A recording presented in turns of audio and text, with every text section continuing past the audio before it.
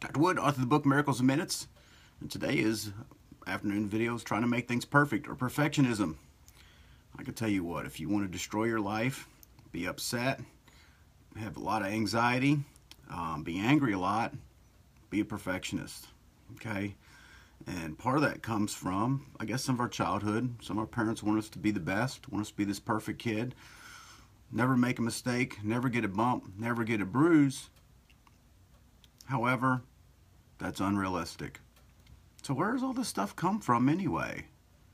First question is, what are you? And the answer is, you're a human being. What does that mean?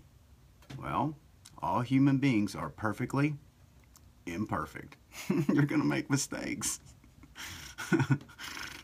Not unless you're not a human. See, the thing is, a lot of us have a God complex.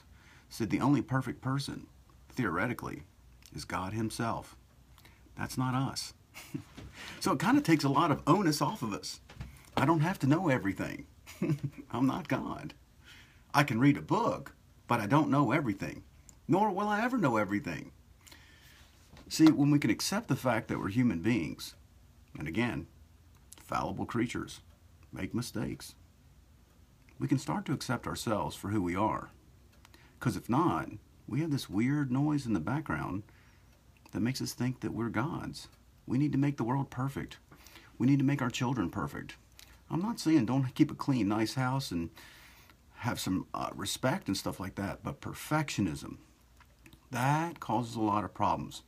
It was interesting. One of the things I observed in life, I thought about this. Just think about this, ladies, just for a minute. Okay, we can have a conversation about men here in a minute. It's not pick on women. You have a daughter, okay? She's getting ready to get married. Shouldn't this be the most joyous time of your life? Shouldn't this be a wonderful experience? Perfectionism creeps in, maybe from the mom, maybe from the daughter, or both sides. Everyone's trying to find the perfect dress, get to the perfect wedding event, have the perfect guest list, have the perfect food, have the perfect dinner to make this perfect event. Do you know how much strain happens with that idea and that mindset? Do you know how many fights break out? Instead of this becoming the most joyous time of our lives, mom and daughter together, creating a wedding, perfectionism creeps in and it becomes one of the most strained events of their lives. And you know what people say? I'm glad it's over. You're glad it's over. You're glad it's over. It was supposed to have been a wonderful time. But when perfectionism creeps in about the perfect dress, the perfect hair, the perfect style, the perfect shoes, the perfect this, the perfect that, the da-da-da, perfect guest list, the perfect dance, the perfect band, the perfect da-da-da. That's a lot of struggle to make things work perfect. Go for excellence, but not perfection. Go for the best you can do, but not perfection. You got to ask yourself, am I being a human being, or do I have a God complex? Because only God knows it all. And only God can get everything perfect. I'm just a human. And I make mistakes. And what that allows us to do is finally relax. We can finally accept ourselves for what we are. Perfectly imperfect human beings that make mistakes. So if we have perfectionism running in the back of our minds, you'll always judge yourself. Not good enough, not perfect. You know, didn't get it right on the first try.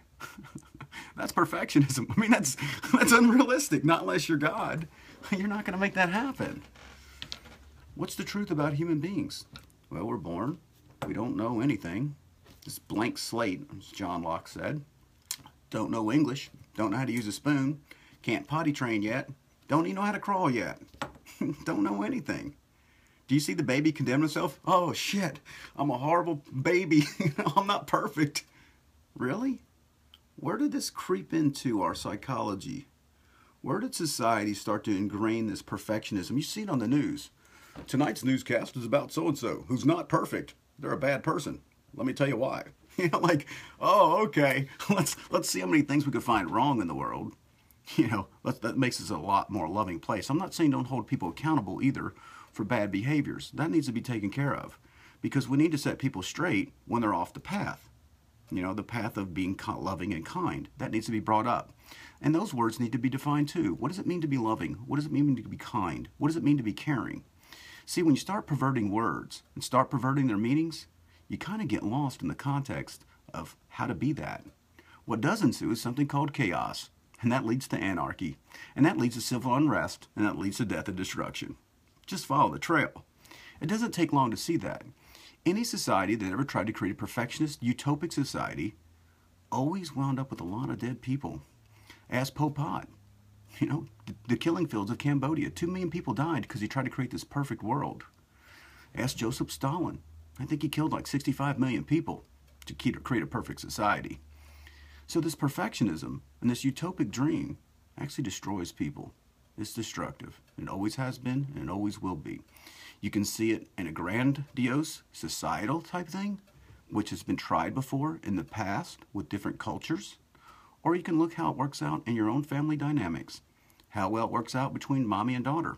Or how well it could work out with a father and a son who tries to make his son the perfect athlete. He winds up destroying the kid. You know why? Because he's trying to make him perfect. And then the kid doesn't live up to the father's expectations. And then the relationship either breaks up or the son leaves with low self-image. I could never live up to my dad's highest opinion of me. I could never get it right. I wasn't perfect. If you've done it, don't judge yourself. Just become aware of that. I am not allowing this person in front of me to be what they are, a human being. Perfectly imperfect. And then what happens is the person looks at themselves and always holds themselves up to the mirror of reflection of perfectionism. And you know what they do? Here's what's bad about me. Here's what's ugly about me. Here's what I don't like about myself. Here's what I don't accept about myself. Here's what I'm denying about myself. Here's what I don't want to look about myself because I'm imperfect. Now, this person who has that archetype and this way of thinking then creates an ego pretense. And the ego says, look at me, I'm perfect. Let me show you all the good things about me. Don't look over here, please don't. We're not going to talk about that. I just want you to see all these good things about me. You can see this in businesses. You have a 90-day, 3-month trial period. This person puts on this perfect act. Look at me, I'm really good. And then after 3 months, you can't keep up the act. Same thing in relationships. People play this relationship dating game. They always pretend they're being something that they're not. And eventually, one day, they can't keep up the act. I just want you to love me, man. For what reason?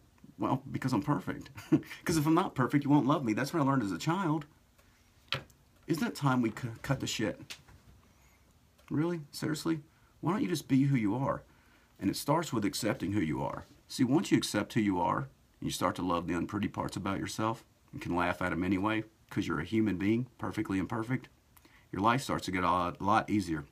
The other great thing is, since you're a human being and you don't have to run the universe or the world or make everything work out perfectly, you're not responsible for making the world perfect. I can finally relax. I don't have to make the perfect family. I have to contribute and I want to be involved in the family and I'll do the best that I can. I'm just committed to being a little bit better today than I was yesterday, but I don't have to be perfect. I'm in pursuit of excellence, but I don't have to be perfect because I'm human. I make mistakes. What do I do if I make a mistake? First, I forgive myself. Why? And I accept myself. I forgot I was human. You know, I'm not God. I'm not perfect. I'm human. What is human? I'm perfectly imperfect. What does that mean? I'm going to make mistakes. You know, if I think back from my early youth, I always made mistakes. First time I tried to ride a bike, I didn't get it right. Mistakes. First time I tried to read, I didn't get that right. I wonder how long Mommy and Daddy read that book with me before I learned how to read. I wonder how long it took me to spell and. Maybe it took a while. I didn't get it right the first time. That's all perfectionism. When we hold ourselves to that standard, it's called an unrealistic expectation. And when we do that, we look in the mirror, judge, judge, judge. Not good enough, not good enough, not good enough, not good enough, not valuable, not worthy, and not worthy of love. Blame, shame, guilt. All that happens out of perfectionism. Because the mirror you're reflecting to is, you're trying to be God, and it's not going to work out. You aren't that good. I don't care how good you are. But when you rest in your humanity, accept yourself for who you are, being a human being, you can finally sit back and say, you know what, I'm going to do the best I can with what I know today, and I'll make some mistakes if I do. I'll take ownership of them. I'll say, hey, look, this is my mistake, and I'm not going to excuse it away. And I like to figure out a way of where I went wrong and try to be better tomorrow. I forgive myself. Hopefully you forgive me too. Dr. Wood, and now perfectionism ruins our lives, ruins relationships, and prevents deep, intimate relationships because you never show who you really are. If you don't show the real you, how can I love you? See, I can't love half of you. I have to love all of you. And there's the ugly parts that you don't want to talk about. Really hard to love you all the way. You'll never feel deep, connected relationships because you're always hiding something. And then that makes me not want to trust you and you not want to trust me. What's he hiding? Something he's always hiding. That's perfectionism. You're not accepting yourself as a human being that's perfectly imperfect. Dr. Wood, have a great day.